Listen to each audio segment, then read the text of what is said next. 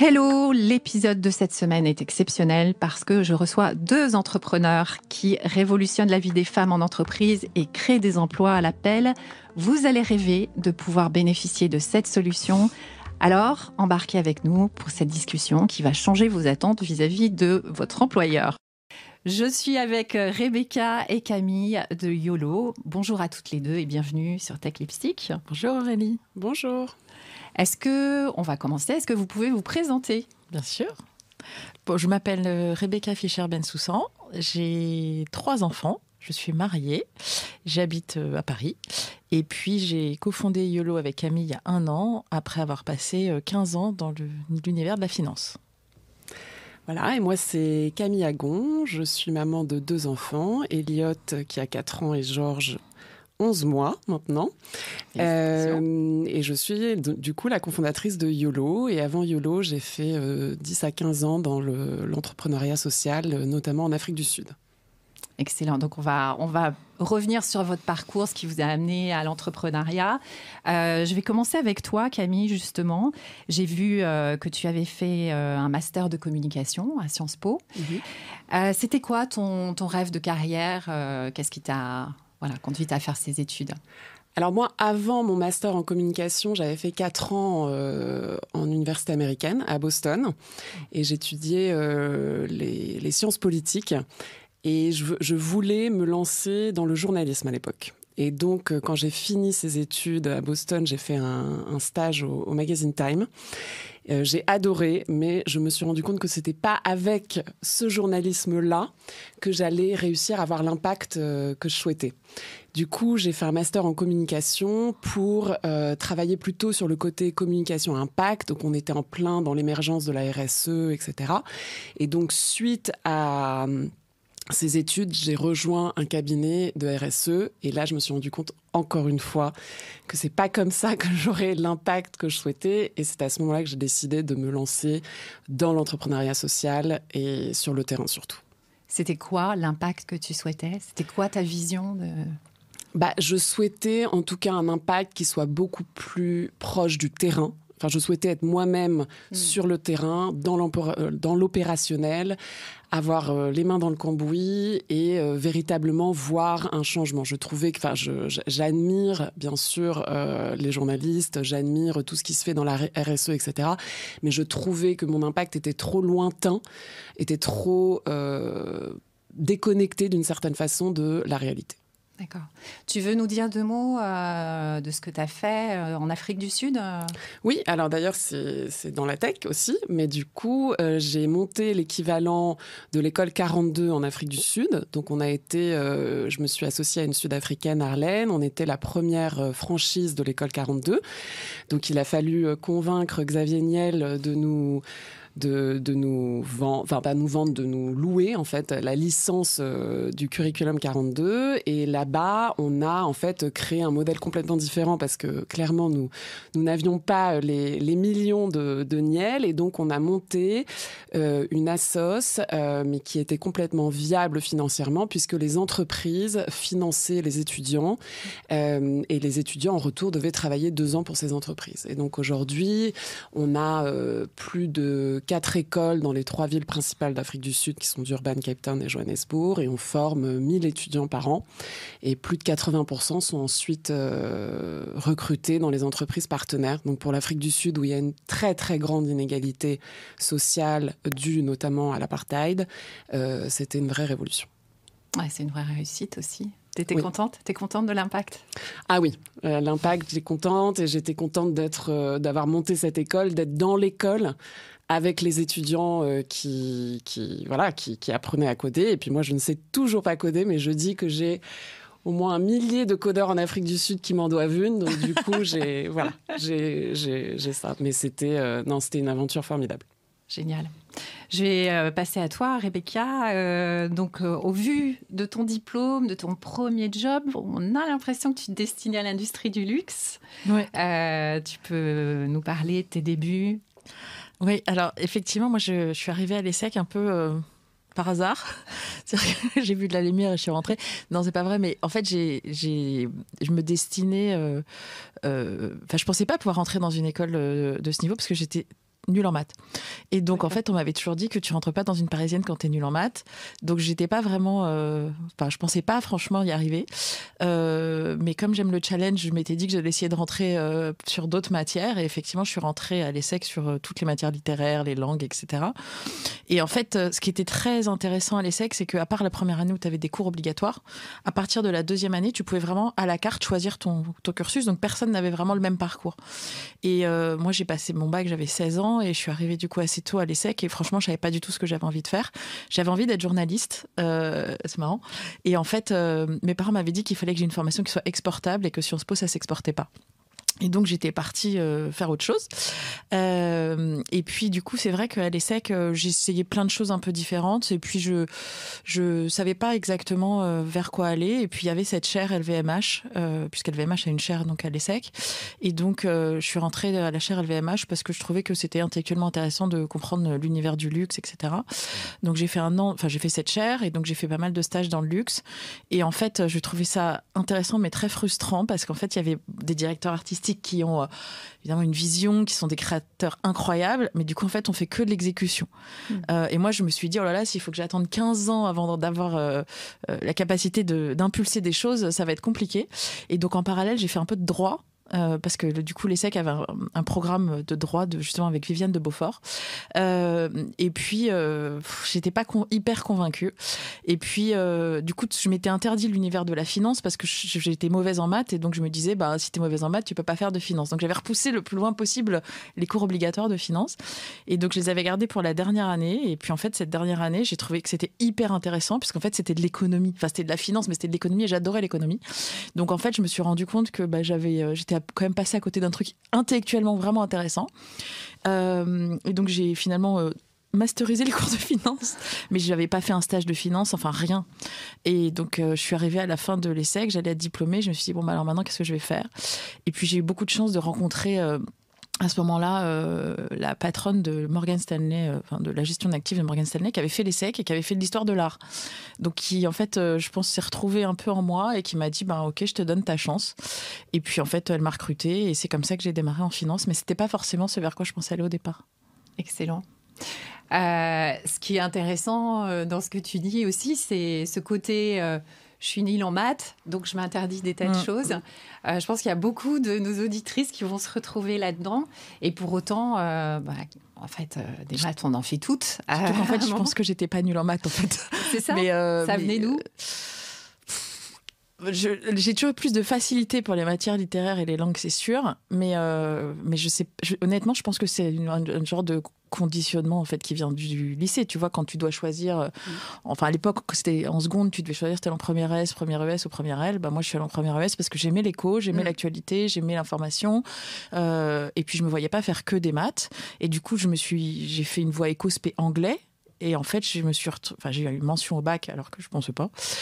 Mais du coup, en fait, rentrer en prépa, quand tu as fait une voie éco-spé anglais, tu arrives quand même avec un retard en termes de bagage de maths qui est très important.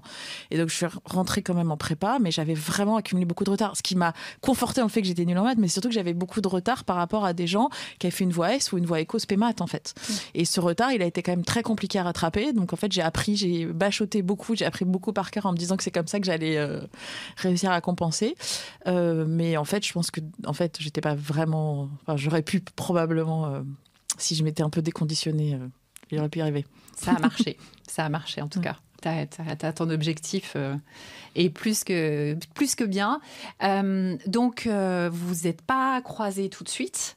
Je voulais savoir, dans vos carrières, quel a été le point de bascule qui vous a amené à l'entrepreneuriat. Je vais commencer par toi, Camille. Toi, tu étais déjà dans l'entrepreneuriat impact, donc tu y es arrivée très tôt. Qu'est-ce qui t'a amené à rentrer en France, en fait ? Ce qui m'a ramené à rentrer en France, c'est la naissance de mon premier fils. J'ai rencontré mon mari en Afrique du Sud. On adorait l'Afrique du Sud, on adore toujours l'Afrique du Sud. C'était une aventure incroyable, mais il y a quand même des gros sujets d'insécurité. Et les risques que j'étais prête à prendre pour moi, j'étais moins prête à les prendre pour mes enfants. Donc, quand Elliot est né, on a décidé de rentrer à Paris. Ça a été une rupture, enfin à tous les niveaux, rupture d'une vie dans un pays incroyable, rupture avec la première boîte que j'avais montée du coup. Donc l'arrivée à Paris a été compliquée. Vous étiez resté combien de temps au total ? 5 ans. 5 à 6 ans, ouais. Et voilà, et en fait quand je suis rentrée à Paris, j'ai voulu garder un lien avec l'Afrique et donc j'ai rejoint une boîte de médias qui s'appelle Trace Média et j'ai beaucoup travaillé du coup entre l'Afrique et la France et à un moment donné je me suis dit bon allez, pour pouvoir vraiment profiter de la France et de Paris, il faut que je m'ancre dans cette ville, il faut que je me m'ancre dans ce pays qui est le mien et à ce moment-là j'ai rencontré Rebecca. Donc c'est récent en fait, on s'est rencontrés il y a 2 ans. 2 ans. Ouais, 2 ans. D'accord. Ouais. Ah oui, ça a été vite. Donc, pour toi, Rebecca, comment ça s'est passé, cette bascule ? Parce que t'es restée combien de temps chez Morgan Stanley ? Morgan Stanley, je suis restée 5 ans. Ensuite, je suis allée chez Goldman Sachs pendant 7 ans. Et ensuite, je suis allée dans le groupe Generali pendant 2 ans et Groupama pendant 3 ans. Donc, j'ai été salariée pendant 15 ans, quoi. Mais j'ai toujours été très, très libre et très intrapreneur dans tous les jobs qui ont été les miens, même en tant que salarié. Je viens d'une famille où tout le monde est entrepreneur, mais quand je dis tout le monde, c'est-à-dire que mon père, mon grand-père, mes oncles, mes tantes, enfin mon mari, j'étais la première salariée sur 3 générations, quoi. Donc, c'est rare. Ouais, c'est rare, ouais. Exactement. Mais du coup, voilà, j'ai grandi entourée d'entrepreneurs et en fait, je me suis jamais dit qu'en étant salariée, ça allait m'empêcher quoi que ce soit. Mais c'est vrai que je me rends compte maintenant avec le recul que j'ai ouvert des nouveaux marchés, j'ai ouvert des nouveaux business. J'ai toujours été très disruptive et créative dans la façon dont j'ai amené, en fait, ce métier de la finance qui n'était pas celui auquel je me destinais au départ, en fait, une des raisons, je pense, qui a fait que j'ai bien marché et que j'ai pu prendre des postes à responsabilité, c'est qu'en fait, je l'abordais pas du tout comme une financière, en fait. Et donc, voilà, je créais plein de choses nouvelles, etc. Et du coup, en fait, ça me pesait pas vraiment de pas être à mon compte, si ce n'est qu'il y a un moment donné où j'ai perdu du sens, en fait. C'est-à-dire que pendant longtemps, je trouvais beaucoup de sens à ce que je faisais, et puis à un moment donné où j'ai plus trouvé de sens, et où voilà, j'avais besoin de faire quelque chose sur lequel, effectivement, j'avais l'impression de me sentir plus alignée et d'avoir de l'impact. J'ai eu 3 enfants, et sur mes 2 premiers congés maternité, j'ai démarré une boîte. Donc en fait, j'avais quand même des velléités entrepreneuriales, donc j'ai quand même déposé des statuts, une marque, j'ai commencé à travailler dessus, mais en fait, je me voyais pas du tout travailler seule. Et pour moi, être seule, c'était vraiment un frein immense, parce que je voulais vraiment avoir cette émulation de l'autre, etc. Et du coup, à chaque fois, je retournais dans mon job parce que j'avais pas rencontré la bonne personne, en fait, pour porter un projet avec moi, jusqu'à ce qu'effectivement, Camille et moi, on nous a été présentés par une connaissance commune. Et c'est là où je me suis dit, bah voilà, là, je pense qu'on doit pouvoir, je pense que Camille, c'est la bonne personne pour qu'on fasse quelque chose. Et donc, ça m'a permis d'enclencher, de projeter l'après, en fait. D'accord. Alors, comment ça s'est passé ? Comment est né le projet, l'idée ? Et peut-être que vous allez nous expliquer pour les auditeurs, auditrices, ce que fait YOLO, ce que vous proposez à nos services. Camille, je ne sais pas si tu veux nous en parler. Oui, je commencerai et après je laisserai Rebecca continuer sur YOLO. Mais en fait, YOLO, c'est surtout une rencontre entre Rebecca et moi, puisqu'au début, on voulait toutes les deux... Enfin, quand Rebecca m'a été présentée, elle voulait créer une boîte autour de l'éducation. Et moi, j'étais encore vraiment dans mes sujets d'éducation, parce qu'avant We Think Code en Afrique du Sud, en fait, j'avais monté une fondation dans l'éducation avec un entrepreneur français. Et pendant 1 an, j'avais listé tous les problèmes liés à l'éducation des enfants entre 0 et 18 ans dans le monde. Donc, ambitieux. J'étais plutôt calée sur les sujets d'éducation. Et donc, on a énormément brainstormé et on s'est rendu compte que... en fait, au final, on s'est rendu compte que déjà dans l'éducation, il y avait beaucoup de choses qui se faisaient, beaucoup de choses très bien qui se faisaient. Là où en Afrique du Sud, j'avais vraiment eu l'impression que je pouvais apporter un modèle français, rajouter une pierre à l'édifice de ce qui se passait à l'époque, on n'a pas trouvé l'innovation qui vraiment nous branchait. Et Rebecca, pendant son dernier congé mat, je crois, avait eu...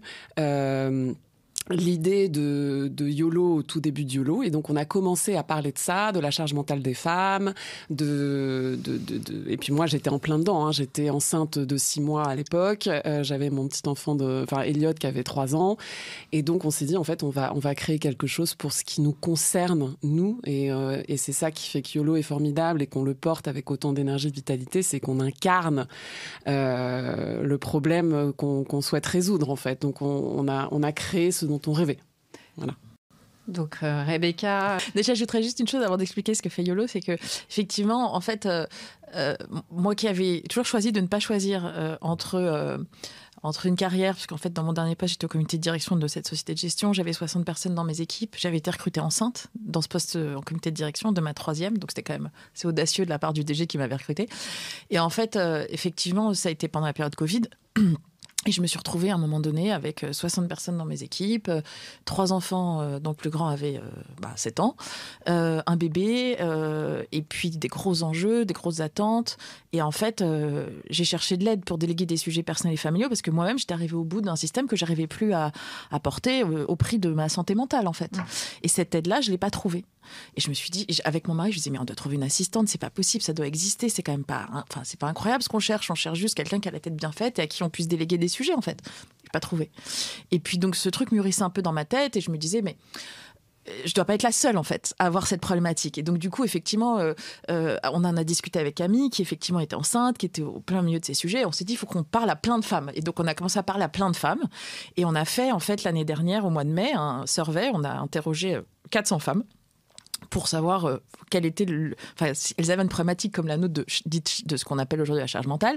Et en fait, ça a été assez incroyable parce qu'il y en a 85% d'entre elles qui nous ont dit être en surcharge mentale tout le temps ou très souvent et devoir passer à minima 1 heure par jour à gérer des sujets personnels sur leur temps de travail. Et donc là, on s'est dit, OK, donc le problème qu'on adresse, le problème qu'on ressent nous, on n'est clairement pas les seuls et personne n'en parle. Et donc c'est là où on s'est dit il y a vraiment quelque chose à faire pour faire évoluer les organisations. Il y a des enjeux très forts quand même aujourd'hui sur des sujets de parité, dans la tech, mais plus largement dans le monde de l'entreprise. On a la chance d'avoir maintenant la loi X1 qui fait quand même bouger des lignes, en tout cas dans les boîtes du CAC 40. Et puis, quand on a commencé à discuter avec des DRH, ils nous disaient, c'est vrai qu'aujourd'hui, attirer, retenir ou promouvoir une femme, c'est très compliqué, parce qu'à un moment, on arrive à un moment où soit elles ont la première maternité et un vrai temps de décrochage dans la vie professionnelle des femmes, on le sait. Il y a une femme sur 2 qui modifie son temps de travail. Et puis, quand elles commencent à avoir des enfants en bas âge et qu'on peut imaginer les porter vers le poste d'après, en fait, toutes n'osent pas y aller parce qu'en fait, elles se disent qu'elles n'y arriveront pas. Et donc, effectivement, fort de ce constat, avec Camille, on s'est dit, OK, c'est là qu'on va apporter vraiment de l'innovation. Et donc, on a créé YOLO, qui veut dire You Only Live Once, pour ceux qui ne le sauraient pas. Et en fait, YOLO, c'est un service aux entreprises qui leur permet de donner accès à leurs salariés à des assistantes personnelles. Donc, on match les salariés à des assistantes personnelles qui sont assistantes personnelles de métier, mais pas que. Et ça, on pourra en reparler après parce qu'on a un projet d'impact aussi fort derrière. Et donc, ces salariés sont accompagnés dans leur quotidien par des assistantes personnelles auxquelles ils peuvent déléguer toute leur to-do list, toute leur charge mentale pour retrouver du temps, de la sérénité et du coup permettre aux entreprises d'accélérer notamment sur les sujets de parité et d'égalité. Homme comme femme ou juste femme ? Homme comme femme. D'accord. Donc vous avez, je crois, Camille, il me semble avoir vu un post sur votre premier client. Peut-être que tu peux en parler. C'était première cliente, premier client ? Votre premier client, vraiment, non ? Alors, on a démarré en fait avec L'Oréal, qui nous a fait confiance très tôt. Et chez L'Oréal, on accompagne à la fois des femmes et des hommes. C'est-à-dire qu'on adresse un problème qui reste encore trop majoritairement féminin, qui est celui des femmes en tant que caregivers qui s'occupent de leurs parents vieillissants, de leurs enfants et qui restent les principales charges liées à l'éducation, etc., en charge de l'éducation. Donc ça reste un problème très majoritairement féminin, mais nous, notre ambition, c'est d'accompagner évidemment des femmes et des hommes. Aujourd'hui, il y a quand même de plus en plus de familles monoparentales, il y a le sujet de l'aidance, on sait qu'aujourd'hui 10% des salariés sont aidants, que ça sera 25% dans 10 ans, et donc en fait, on a vocation à accompagner finalement tous les salariés pour lesquels la surcharge du quotidien est un frein à la carrière. Et donc, si on prend le cas de L'Oréal, chez L'Oréal, on accompagne à la fois des expatriés, des retours d'expatriation, donc là, c'est hommes et femmes. On accompagne des mamans solo Et on accompagne et des aidants, des familles aidantes, donc là, en l'occurrence, c'est des hommes, et puis des femmes top exec. Donc, le service qu'on crée, il a vraiment vocation à pouvoir accompagner sans souci de genre, même si la problématique qu'on adresse, et on le voit bien dans les stats, etc., reste encore l'inégalité de la gestion du perso dans les familles. Ouais, je crois que c'est 80% du travail invisible qui est fait par les femmes, et ça change pas. Tu l'as mentionné, dans votre projet, vous avez également une partie impact parce que vous avez le service que vous proposez. Donc, vous avez vos clients qui sont des entreprises avec des salariés et vous avez, je crois, ce que vous appelez des alliés. Donc, complètement. En fait, au début, l'idée d'YOLO, c'était vraiment de pouvoir démocratiser l'accès à des assistants personnels. On se disait pourquoi il n'y a que les top CEO ou les top producteurs de films, etc., qui peuvent avoir un ou une assistante personnelle qui les assiste. Et donc, on s'est dit, il faut que tout le monde puisse en bénéficier. Et donc, au début, en fait, on est allé sourcer des assistants ou des assistantes. Enfin, je veux dire des assistantes parce qu'aujourd'hui, c'est 100% d'assistantes. Mais on a eu quand même quelques interviews avec des assistants. Des anciennes assistantes de direction qui, pour des raisons familiales, de flexibilité, de liberté, ont décidé de se mettre en freelance, qui sont installées dans toute la France. Donc, ça a commencé comme ça. Et ensuite, en fait, on a vu qu'il y a énormément de mamans, de femmes, en fait, qui ont fait ce choix de sortir du monde du salariat, c'était généralement au moment du Covid, pour plus de flexibilité, de liberté, et qui, suite à des bilans de compétences, en fait, se sont rendus compte que ce qu'elles souhaitaient faire, c'était aider, épauler les autres. Et donc, on a quand même beaucoup de ces mamans qui nous ont rejoints. Et parce qu'on voulait faire... En fait, le statut d'assistant ou d'assistante personnelle en France n'est pas aussi bien vu, aussi bien considéré. D'ailleurs, il y a beaucoup des assistantes qui nous ont rejoints, qui nous ont dit qu'elles sont sorties du monde de l'entreprise justement parce qu'elles n'étaient pas assez valorisées dans leur métier et pas aussi bien vues que dans les métiers dans les pays anglo-saxons comme les États-Unis ou en Angleterre. Quand on est bras droit CEO aux États-Unis, c'est un tremplin vers. Et donc, c'est pour ça qu'on a souhaité renommer en fait le métier d'assistant ou d'assistante personnelle en l'appelant les alliés. Et en fait, nos alliés, ce sont nos alliés du quotidien. Et ça peut être, bien sûr, d'ancienne assistante de direction, mais ça peut être la copine ou le copain, en fait, qui est toujours prêt à organiser, qui est très structuré, qui trouve tous les bons plans. Enfin, on en a tous un ou une comme ça dans nos groupes d'amis. Et ces personnes-là, en fait, nous ont rejoints et elles trouvent un vrai bonheur, un vrai épanouissement à épauler au quotidien ces femmes et ces hommes qui sont... débordés, en fait, par un quotidien personnel trop chargé. Je suis sûre que la question que tout le monde se pose, c'est, alors vous, chacune, vous avez votre allié ? Oui, absolument. Quand même. Vous testez le service. Déjà, évidemment, quand on recrute nos alliés, on les teste. D'accord. Et puis, du coup, maintenant, on a chacune, effectivement, notre allié. Ouais. Qu'est-ce que ça change dans votre vie, en fait ? Justement, là, j'étais en train... du coup, moi, j'ai une alliée qui est dédiée à mon mari et moi. Donc, l'idée, c'est vraiment de pouvoir sortir la charge mentale du couple. Et sortir la charge mentale, en fait, de la seule gestion de la femme. Et donc là, c'est mon mari et moi, du coup, qui avons cet allié. Et là, elle m'a aidée. Justement, je cherchais des activités à faire avec mon fils de 4 ans et mon fils de 10 mois. Et c'est toujours la dernière chose dans ma to-do. Et donc, elle s'est notée de tous les mois m'envoyer les sorties, etc. Donc ça, c'est quelque chose d'un peu léger, mais au final, que je fais jamais parce que j'ai pas le temps. Et sinon, là, elle a pu me trouver un rendez-vous de médecin last minute pour mon fils Elliot qui est tombé très malade en vacances. Et donc, voilà. Donc, c'est vraiment, ça va être sur du long terme, des sujets un peu plus profonds, de fond, qu'on n'a jamais le temps de faire. Et aussi, un peu les to-do de last minute d'une maman ou d'un papa aujourd'hui. En fait, moi, ce que je trouve vraiment... Ce qui pour moi change beaucoup de choses, c'est qu'en fait il y a quelqu'un qui pense à ma place. C'est-à-dire que souvent c'est ça, la charge mentale, en fait, c'est pas tant de faire que de penser. Et en fait, même si aujourd'hui les choses se rééquilibrent beaucoup, ça reste quand même très souvent les mamans qui pensent et les papas qui y font. Et en fait, ce qui est vraiment fort dans les alliés qu'on arrive à avoir aujourd'hui, c'est que typiquement, moi, mon alliée, tous les mois, elle fait la déclaration en page emploi de ma nounou, j'y pense même plus. Elle a vu que le passeport de ma fille allait expirer, elle m'a trouvé un rendez-vous de passeport, elle a fait la pré-demande et en fait, voilà, c'était clé en main, il suffit d'aller au rendez-vous. Le fait d'avoir quelqu'un dont on sait qu'on est baqué, qu'on est épaulé et qu'on a quelqu'un qui nous met un filet, en fait. Ça apporte quand même beaucoup de sérénité. Et c'est là où, sur le sujet de l'impact, je voulais juste revenir sur une chose, parce qu'en fait, YOLO, c'est un projet impact à plusieurs niveaux. C'est un projet impact sur le S de l'ESG, c'est-à-dire l'aspect sociétal, parce qu'on travaille justement sur les sujets de parité. On travaille aussi beaucoup sur les sujets de santé mentale. Parce qu'en fait, ce qu'on adresse avec YOLO, c'est aussi l'amélioration de la santé mentale, notamment des femmes, parce qu'on sait qu'aujourd'hui, une des principales causes de burn-out des femmes en entreprise, c'est justement cette difficile conciliation vie pro-perso. Et donc, nous, c'est un KPI fort, le sujet de la santé mentale, qu'on suit vraiment à plusieurs niveaux. Et c'est aussi un projet d'impact, justement, au travers de ce que disait Camille, qui est remettre des femmes dans le monde du travail, qui en sont sorties et auxquelles on redonne de l'autonomie financière. Et ça fait aussi partie pour nous de notre mission.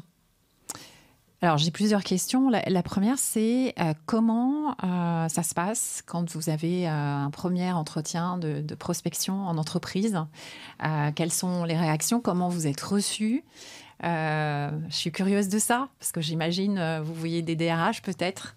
Oui. Vous dites, déjà, moi, j'aimerais bien avoir ça. Alors, souvent, les DRH sont des femmes. Donc, ça, c'est chouette parce qu'en fait, elles comprennent bien le sujet, puisqu'elles le vivent personnellement. Donc, et puis, effectivement, du coup, souvent, quand on fait des pilotes, parce que souvent, on fait des formats pilotes, donc des formats sur un petit échantillon de salariés pour tester la solution pendant 1 an, souvent, elles sont dedans, dans le pilote.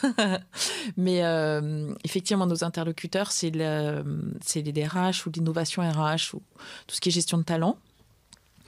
On est en général très bien reçus parce qu'en fait, effectivement, c'est de la vraie innovation, que c'est nouveau, que ça détonne dans ce qui existe, qu'on n'a pas aujourd'hui de solution équivalente sur le marché. Et donc, c'est ça suscite beaucoup de questions, beaucoup d'interrogations. Donc, avoir des rendez-vous et avoir des échanges, c'est pas facile parce que c'est évidemment un travail commercial et de réseau qui est important, mais en tout cas, on est écouté. Après, ce qui est difficile, c'est que c'est des temps très longs. Le temps B2B est un temps très long, on le sait. Et donc, on doit avoir un juste équilibre en termes de mix de prospection entre des très gros groupes qui ont des enjeux importants et dans lesquels, en fait, on a une possibilité de pénétration dans la durée qui va être élevée parce qu'il y a beaucoup de personnes potentiellement qu'on pourrait accompagner, et des entreprises de plus petite taille qui sont capables d'actionner plus rapidement, en fait, et sur lesquelles, finalement, le temps de due deal est moins long parce que quand on rentre dans des gros groupes, effectivement, il y a beaucoup de sujets de référencement, de sujets de cybersécurité, de gestion de la sécurité de l'information, etc. Et ça, c'est des temps hyper longs.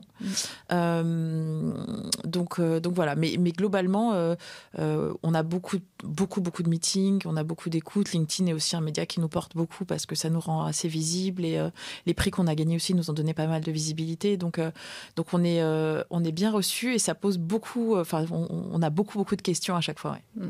Quel prix vous avez gagné? Je veux juste rajouter par rapport à cette question-là. Nous, ce que disait Rebecca, c'est qu'on est une véritable innovation, que ce qu'on propose n'existe pas.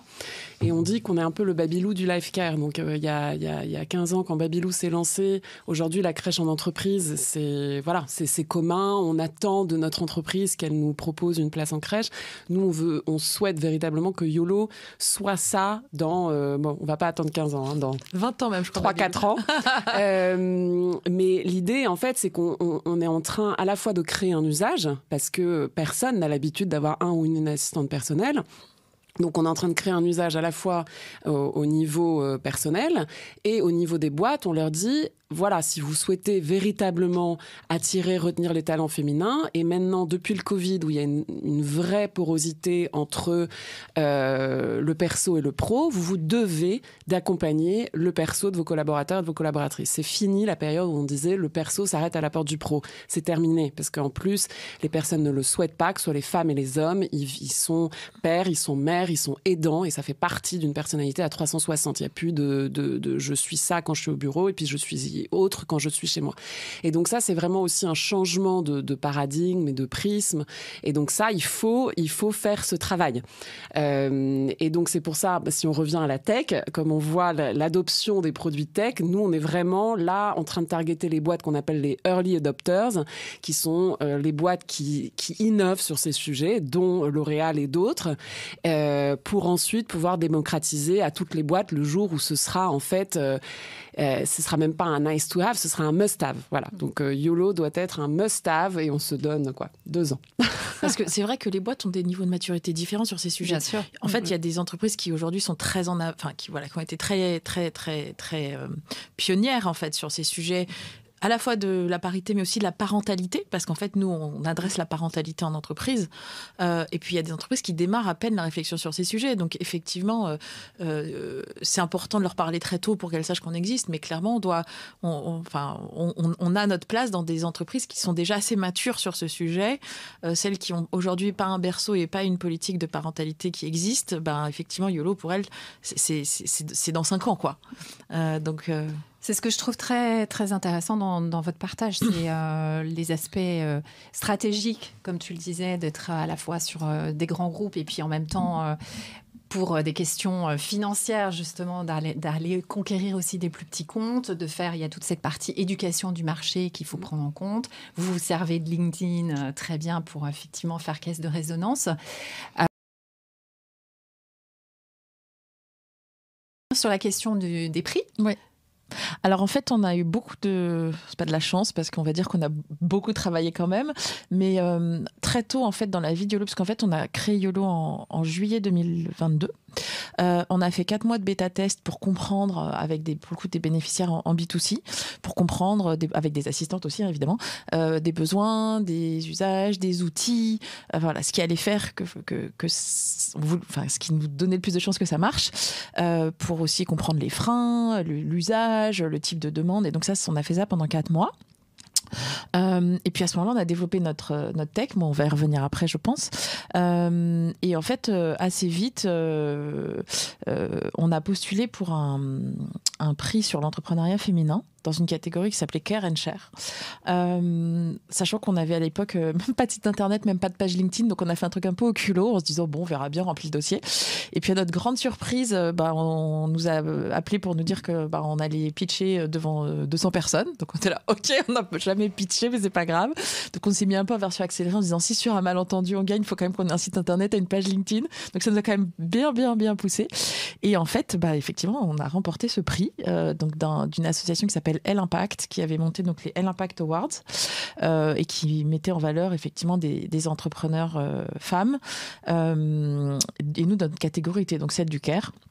Donc ça a été le premier prix qu'on a remporté, qui nous a quand même pas mal boosté, parce que c'était au mois de février 2023 et qu'on n'avait même pas encore démarré avec les premières entreprises. Et puis, au mois de mai de cette année, on a reçu un autre prix. Alors là, c'est incroyable parce qu'on n'avait même pas postulé. On nous a identifiés et appelés. Il y a un réseau féminin qui s'appelle PWN, qui est Professional Women Network, qui en fait tous les ans fait une cérémonie qui s'appelle The One. C'est Oser Nouvel Équilibre, et qui cette année voulait récompenser des entrepreneurs sur le sujet de la santé et de la santé mentale des femmes. Et donc, on a eu la chance de recevoir ce prix. Et puis, donc on est venu parler de YOLO. Et ce soir-là, en fait, on testait un nouveau pitch parce que le lendemain, on pitchait pour un autre prix. Et donc, on a testé notre pitch. Moi, en plus, j'avais mon téléphone. Enfin, je n'étais pas du tout prête. Et en fait, on a été coup de cœur du jury. Donc, c'était du public, pardon. Coup de cœur du public. Donc, ça, on a regardé l'écran, on était là, oh, c'est nous. Donc, non, c'est chouette. Et puis, ça confirme, en fait, qu'effectivement, on a touché du doigt quelque chose de très juste, qui touche aujourd'hui quand même non seulement les femmes, mais aussi beaucoup de papas, et qu'il faut faire bouger des lignes. Absolument. Ça m'amène à une question. Non, c'est pas que ça m'amène à une question. La question que je me pose par rapport à tout ça, vous avez démarré très vite. Comment vous avez financé au départ votre aventure ? Et parce que la finance, c'est le nerf de la guerre. Qu'est-ce que vous avez prévu en termes de financement pour la suite ? Alors, on a autofinancé, donc chacune, Rebecca et moi, on a autofinancé le début de YOLO. On a aussi reçu une subvention de la BPI à hauteur de 50 000 € qui nous a énormément aidé pour développer, on en reparlera j'imagine, le MVP de YOLO et nous permettre de nous lancer. L'objectif pour l'année 1, c'était on avait cette intuition, on savait qu'il y avait un besoin, il fallait maintenant montrer ce qu'on appelle le product market fit, que le marché était prêt, à la fois, parce que nous, on est du coup du B2B2C, c'est-à-dire que nos clients sont les DRH, mais les salariés sont les bénéficiaires principaux, donc il fallait que ça fonctionne, voilà. Et aujourd'hui, du coup, on accompagne 6 clients, une soixantaine de bénéficiaires. Notre objectif, c'est d'en avoir 100 d'ici la fin de l'année. Et en 2024, on souhaite grandir, on souhaite monter à l'échelle et on va sûrement, très certainement, faire une levée de fonds l'année prochaine. Et là, on a aussi beaucoup de chance, c'est qu'en fait, on a construit des forfaits de 5 heures, de 10 heures ou de 20 heures par mois et par salarié. Et donc, en fait, quand on contractualise avec les entreprises, en fait, en général, elles nous payent sur l'année. Enfin, elles nous payent en une fois pour l'année. D'accord. Donc, en fait, d'une certaine façon, on est financé on est financé par nos clients parce qu'en fait, ils nous versent, avec 45 ou 60 jours de délai, mais l'intégralité de l'abonnement de l'année. Donc, ça nous permet d'avoir de la trésorerie pour aussi financer notre croissance. Donc, c'est un peu comme des business angels d'une certaine façon. Donc, c'est hyper intéressant pour justement ceux et celles qui cherchent un business model. D'avoir ça en tête. Tous les entrepreneurs ont ce problème-là. C'est comment on se finance au début et comment on arrive. Nous, dans nos contrats, on a mis qu'on nous payait 2 fois dans l'année. Alors, il y a des entreprises qui veulent nous payer en une fois parce qu'elles ont des queues de budget et donc elles nous payent en une fois. Et ça, on a eu pas mal de ce cas-là. Et sinon, on nous paye 2 fois par an. Mais du coup, ça nous permet d'avoir la trésorerie qui nous permet évidemment de payer nos alliés et puis de financer des projets. La trésorerie, c'est vraiment ce qu'il y a de plus important. Et je pense quand on est entrepreneur, il faut que ce soit notre priorité number one et justement de trouver un business plan qui permet d'avoir une trésorerie. Aujourd'hui, il y a trop d'entrepreneurs qui font pas assez attention à ça, qui vont lever des fonds à gogo et au final, ça fonctionne pas. Nous, on voulait avoir un modèle rentable day one. C'est-à-dire que dans nos réflexions avec Camille, tout de suite, on s'est dit, en fait, ces boîtes qui vont lever des milliards et qui sont rentables dans 15 ans, c'est pas du tout ce qu'on veut et c'est pas du tout la façon dont on voit l'entreprise qu'on a envie de créer. Et donc, on a vraiment réfléchi à construire un modèle qui nous permettait d'autofinancer notre développement tout de suite. D'accord, super intéressant. Je vais alors m'arrêter là, non pas que je ne sois pas intéressée par toutes ces questions business. Je précise, comme tu l'évoquais, Camille, qu'on va avoir un épisode dédié sur la partie tech. Donc, on reviendra sur ces questions justement d'innovation, etc. Et bien sûr, j'invite les auditeurs et les auditrices à aller consulter cet épisode quand il sera disponible. Je vais passer plus sur des questions personnelles et je vais commencer par toi, Rebecca. Tu as fait un post sur LinkedIn qui a beaucoup résonné pour moi. Tu dis, et je te cite, vous avez une idée géniale, un projet passionnant ou une ambition incroyable, mais vous hésitez à vous lancer parce que vous voulez que tout soit parfait. Eh bien, laissez-moi vous dire que c'est le moment de lâcher prise et de briser les chaînes du perfectionnisme. On est trop perfectionniste, surtout nous, les femmes. Ah bah ça... oui, moi, je suis assez... Je ne sais pas si je suis perfectionniste, je suis jusqu'au boutiste. C'est-à-dire que je ne lâche jamais rien, ce qui en soi est une qualité, mais ce qui parfois peut confiner un peu à l'acharnement. Donc voilà, j'aime bien quand les choses sont vraiment... que je suis allée jusqu'au bout de ce que je pouvais faire. En revanche, et ça c'est un grand débat, Camille pourra te donner, je pense, un autre son de cloche, mais moi je crois beaucoup au fait de faire plutôt que de faire parfait. Et en fait, aujourd'hui, dans la vie de YOLO... finalement, et puis dans la vie de tout entrepreneur et puis de toute entreprise, je pense, c'est qu'à un moment donné, à force de vouloir se dire qu'on fait un truc parfait, on fait pas. Et puis en fait, tu vois, typiquement, je te disais, quand on a parlé du prix où on est allé pitcher, effectivement, on n'avait pas encore de site internet, on n'avait pas de page LinkedIn, et à un moment donné, c'était pas parfait, mais on a quand même tout sorti, et puis après on a retravaillé, et en fait, ça nous met un peu en inconfort parce qu'on a ce truc très bon élève, en fait, dans lequel on est quand même pas mal conditionné. Mais du coup, on essaye de trouver un juste équilibre entre faire quelque chose de beau et de bien, mais en même temps d'y aller, quoi. Et je pense que c'est comme ça qu'on se pousse, qu'on avance. Et oui, effectivement, on a, je pense, beaucoup d'entre nous ce côté très bon élève et dont il faut quand même sortir pour pouvoir se mettre en risque. Camille, tu peux rajouter quelque chose? Oui, non, mais c'est l'équilibre qu'on a trouvé avec Rebecca qui, je trouve, est très sain. Bien sûr, il faut pas que ce soit parfait, mais il faut que ce soit beau, il faut que ce soit bien, parce que pour que notre marque soit visible, elle est plongée dans plein d'autres marques qui sont elles-mêmes très travaillées. Donc, c'est un peu le motto de l'entrepreneur, fake it until you make it. Et l'idée, c'était que ce site web, au final, peut-être derrière, il n'y avait pas grand-chose, mais la vitrine était très belle. Et l'idée, c'est quand même de pouvoir... donc, je suis complètement d'accord, il faut oser, il faut se lancer, mais il faut avoir ce waouh effect qui est très important pour, justement, pouvoir attirer les regards et attirer sur la marque et que ce soit travaillé, que ce soit du travail bien fait. Et au final, on a réussi à faire les deux. Et sur la question du perfectionnisme et de oser se lancer, je pense que c'est aussi dans la culture française, la culture américaine, où l'échec n'est pas considéré comme mauvais, en fait. En France, un échec, il y a moins cette culture de l'échec, en tout cas, que dans les pays anglo-saxons. Est-ce que je peux vous demander, pour finir sur cette partie vraiment business, quelle est l'actualité de YOLO pour la fin de l'année 2023, si vous avez de la visibilité dessus? Est-ce que vous recrutez? Est-ce que... Voilà. Alors, en termes d'actualité, on participe à la fin du mois. À la fin du mois, on participe à un événement qui s'appelle Disrupt RH. Voilà, dans l'innovation, justement, sur l'innovation RH. Normalement, on a des nouveaux clients qui vont arriver et dont on va accompagner les bénéficiaires prochainement. Et oui, on continue de constituer et de renforcer notre réseau d'alliés. On a trouvé des femmes incroyables, des super profils, donc on est très contente. Et puis nous, en tant que YOLO, on veut aussi se structurer parce que là, on est quand même arrivé à un moment où on a besoin, nous-mêmes, au-delà de nos alliés, d'avoir du soutien chez YOLO. Et donc, on est en train de réfléchir au bon type de profil pour justement venir nous épauler aussi, nous, chez YOLO.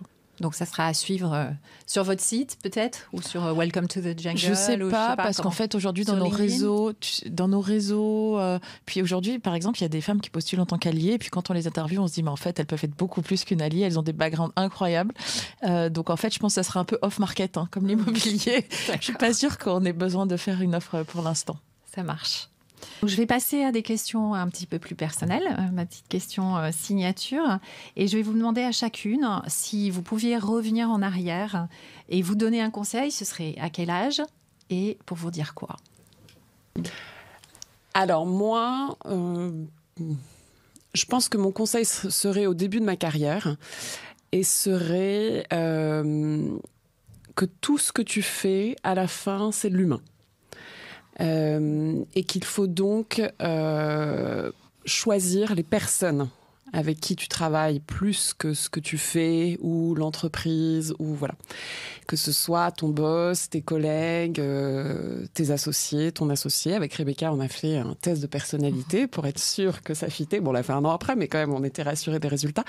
Mais voilà, au final, tout ce qu'on fait dans cette vie, c'est de l'humain. Et donc, il faut bien choisir les personnes avec qui on s'entoure.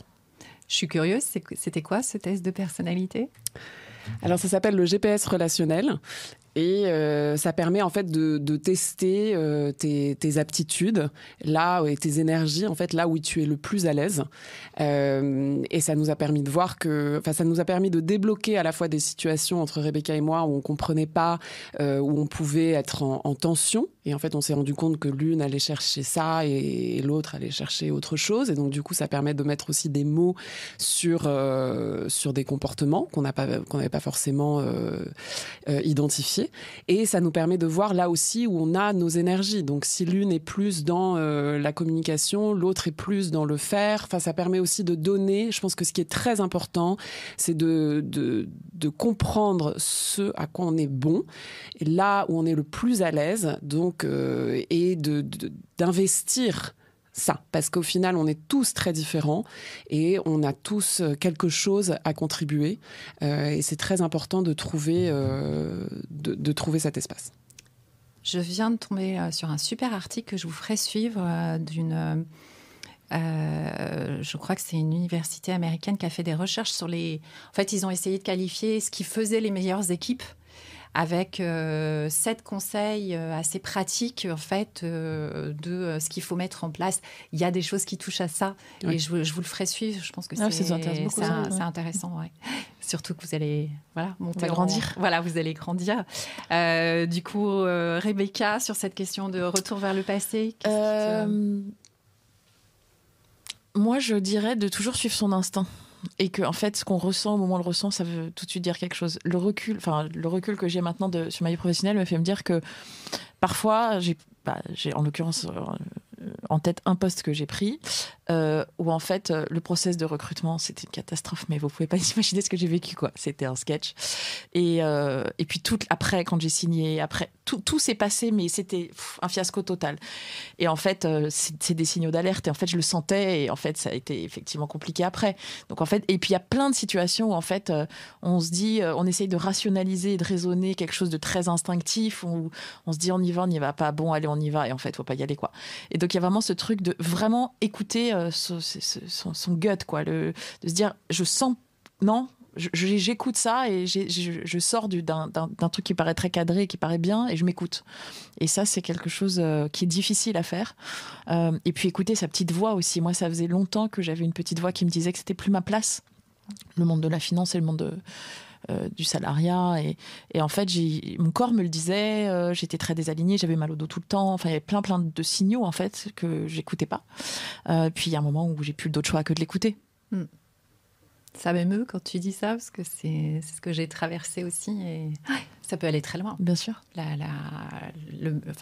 charge mentale qui se transforme en burn-out, et bien sûr, où effectivement il faut à un moment dire mais stop.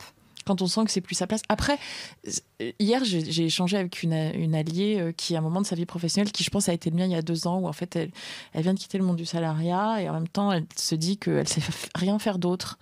Et du coup, en fait, elle retourne vers les postes qu'elle a quittés et dont, au fond d'elle, elle sait qu'elle en veut plus, mais en fait, elle a l'impression qu'elle sait rien faire d'autre. Et moi, j'ai été exactement dans cette situation il y a 2 ans quand j'ai quitté l'entreprise dans laquelle j'étais. Enfin, il n'y a pas 2 ans, il y a 1 an d'ailleurs, 1 an et demi, où en fait j'avais fait 15 ans quelque chose et j'avais l'impression que les skills que j'avais développés, je ne savais pas ce que j'allais pouvoir en faire. Et moi, j'ai fait un outplacement, donc en accompagnement à la reconversion en entrepreneuriat. Et en fait, c'était chouette parce que ce n'est pas du tout un bilan de compétences, mais ça permettait de pouvoir se dire, voilà, tout ce que tu as fait, en fait, ça a de la valeur, ça veut dire ça de toi, ça veut dire que tu peux faire ça veut dire que tu sais faire ça. Et en fait, ça m'a permis de construire l'entrepreneur que j'allais devenir, alors que toute seule, j'étais face à ma feuille et je me disais, oh là là. Et donc, évidemment, je suis allée retourner vers des postes de CEO de société de gestion. J'ai postulé, j'ai eu des offres. Et quand j'avais ces offres en main, je me disais, mais c'est plus ma vie. En fait, c'est plus ça que je veux. Et ça, c'est quelque chose que j'avais en moi depuis très longtemps. Et il fallait que j'arrive à ce que ça sorte, quoi. Ça m'amène à une autre question qui est peut-être un conseil carrière que tu aurais à donner pour les auditeurs et auditrices qui nous écoutent, surtout les auditrices. Est-ce qu'il y a quelque chose auquel tu penses que tu voudrais partager ?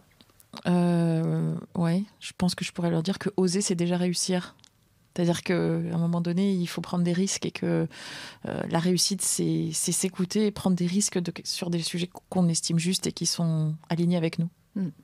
Et toi, Camille, quelque chose que tu voulais rajouter par rapport à ça ? Oui, alors moi, ce serait de trouver ce qui vous anime véritablement, et que ça ne va pas vous tomber dessus et qu'il faut sortir des canaux traditionnels. Moi, j'ai trouvé ce qui m'animait véritablement à plus de 30 ans. Je pense qu'il faut écouter des podcasts, il faut aller dans les salons, il faut lire, il faut se renseigner. Enfin, on le disait au début offline, il y a énormément de métiers qui sont inventés chaque année, qui apparaissent. Et en fait, il faut vraiment tester, se renseigner et aller chercher par soi-même, parce que ça viendra pas, je pense pas encore aujourd'hui par les canaux traditionnels. Du coup, tu parlais de podcast. J'en viens à mes petites questions de référence. Est-ce qu'il y a une émission que tu écoutes et que tu voudrais... alors, pas forcément podcast, d'ailleurs, ça peut être autre chose, mais... Alors moi, j'ai réfléchi à cette question, mais plutôt sur le côté programme. Et du coup, je conseillerais, si vous ne l'avez pas vu, de regarder The Dropout sur Disney+. Ça fait drôle quand tu dis ça. On dirait que c'est un dessin animé, mais pas du tout. Non, pas du tout, qui est sur l'ascension et la chute de l'entrepreneur Elizabeth Holmes qui avait créé Theranos et qui parle de la mégalomanie des entrepreneurs, qu'ils soient hommes ou femmes. Et donc, du coup, moi, j'ai trouvé ça incroyable parce que quand on est entrepreneur, déjà, être entrepreneur, c'est hyper dur parce que, comme le disait Rebecca, on est quand même, heureusement, on est toutes les deux, mais on est assez seuls. On se bat contre des montagnes et je pense qu'il y a eu une période de la starification un peu de l'entrepreneur et je pense que ce film montre bien que quand on est entrepreneur, il faut garder les pieds sur terre, faut avancer, il faut trouver un modèle qui soit viable, il faut avoir de la trésor. Et de toute façon, ce monde des levées de fonds à gogo, de millions et des milliards, il est terminé. Moi, j'adore. Hein, je ne peux qu'encourager les wannabe entrepreneurs.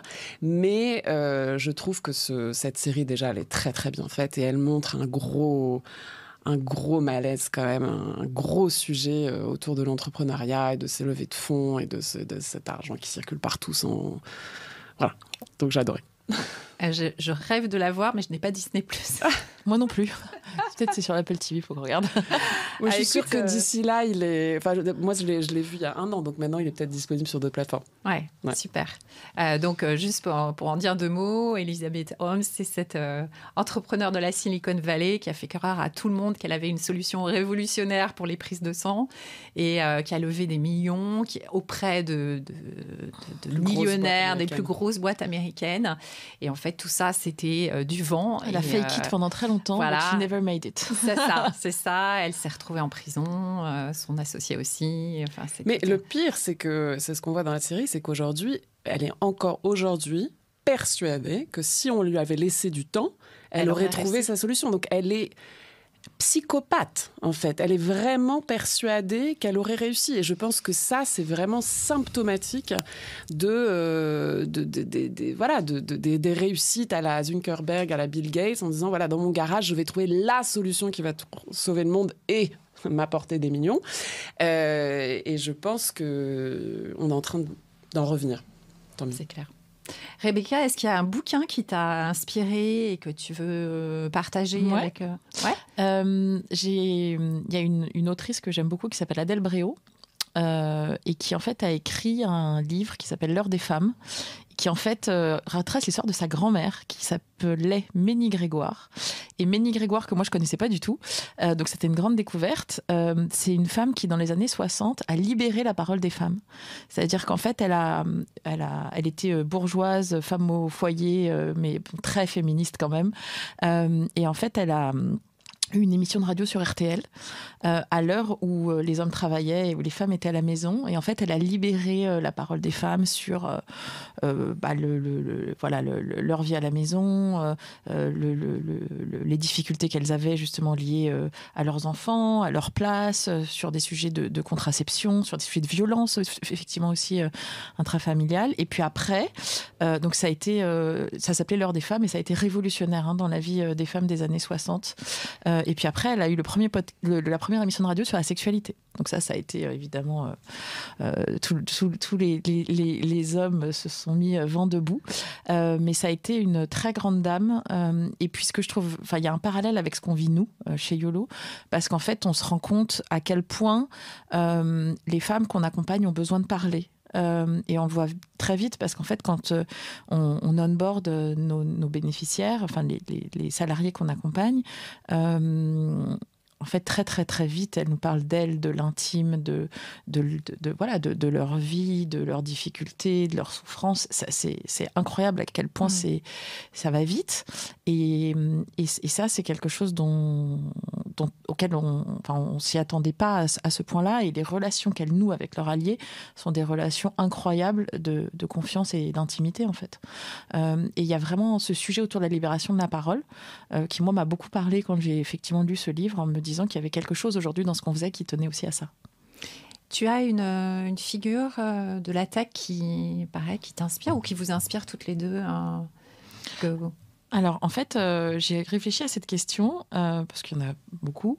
Et en fait, j'avais envie de mettre en lumière une très jeune fille qu'en fait, on a rencontrée l'année dernière, justement, au L Impact Award, qui était marraine, qui est une jeune fille qui s'appelle Alia Semia, qui a 15 ans, et qui, en fait, a créé une appli qui s'appelle KidsShare, et qui, en fait, lutte contre le harcèlement scolaire. Excellent. Et en fait, c'est vraiment une collégienne qui était passionnée de tech et qui a lancé avec son frère aîné cette appli. Et aujourd'hui, le projet est développé justement auprès de Station F. On en parlait. Et en fait, elle est incroyable. Elle est hyper humble. Elle a toujours les mots très justes. Et elle fait partie de cette nouvelle génération qui va vraiment changer le monde. Absolument. Voilà. Et on va les suivre de près. Exactement. Est-ce que je peux vous demander quelle est, à toutes les deux, votre cause? C'est ce qui vous anime, ce qui vous tient à cœur? Alors, la cause qui me tient à cœur aujourd'hui, c'est vraiment la cause que nous défendons avec YOLO, qui est un monde du travail paritaire, un monde du travail qui soit pensé pour et par les femmes. Et d'ailleurs, j'aimerais faire un appel au gouvernement parce qu'il y a 85% des mères qui sont actives et pourtant, le monde du travail est toujours aussi inégalitaire. On en a parlé un peu au début, mais 50% des femmes vont modifier leur temps de travail après une première maternité. 44% vont refuser un poste exécutif pour des raisons personnelles et familiales. Elles vont choisir des carrières qui sont bien au-dessous de leurs capacités pour être plus proches de la maison, etc. Donc, c'est un combat de la sphère privée, mais c'est aussi et surtout un combat de la sphère publique. Et donc, avec YOLO et les entreprises qui nous accompagnent, bien sûr, on mène ce combat, mais il faut que ce combat soit accompagné et incentivisé par le gouvernement. Moi, j'avais envie de parler des femmes iraniennes. Parce que en fait, je suis extrêmement touchée et sensible à ce qui se passe en Iran et au courage incroyable de ces femmes qui sont vent debout et au prix de leur vie. Ça va faire le 16 septembre, ça va faire 1 an que Mahsa Amini est morte, et j'aurais jamais pensé qu'un an après, on en serait toujours là. Ces femmes, elles sont extraordinaires, elles sont soutenues aujourd'hui par les hommes en Iran, et ce combat, ça devrait être le combat de toutes les femmes du monde, et puis c'est vrai aussi pour les femmes en Afghanistan. Et je suis extrêmement choquée de voir, par exemple, la semaine dernière, il y avait quand même le président du comité paralympique iranien qui était à Paris pour les JO 2024. Et il y a une association incroyable qui s'appelle Femmes Azadi, dont je connais bien la présidente, qui a été déposer une plainte pour torture pour qu'il quitte la France. Et en fait, aujourd'hui, en Europe, on est quand même incroyablement tolérant avec ce pays et ce qui s'y passe. Et je suis extrêmement sensible à ce sujet, et je trouve qu'on devrait faire beaucoup plus pour soutenir ces femmes qui, au péril de leur vie, essayent de retrouver de leur liberté, et c'est la liberté de nous toutes, en fait, qu'elles essayent de reconquérir. On mettra sur l'épisode peut-être le lien de cette association. Merci beaucoup à toutes les deux, beaucoup du fond du cœur pour vos témoignages, pour tous les conseils et l'expérience que vous partagez. Je pense que c'est hyper important d'offrir ça à d'autres femmes, qu'elles soient jeunes, moins jeunes, qu'elles aient envie d'entreprendre ou pas, et qu'en tout cas, elles aient envie de se sentir bien dans ce monde du travail qui doit évoluer. Je partage complètement votre combat. Merci à toutes les deux. Merci à toi. Merci de ton beaucoup. invitation et puis de toutes ces chouettes questions.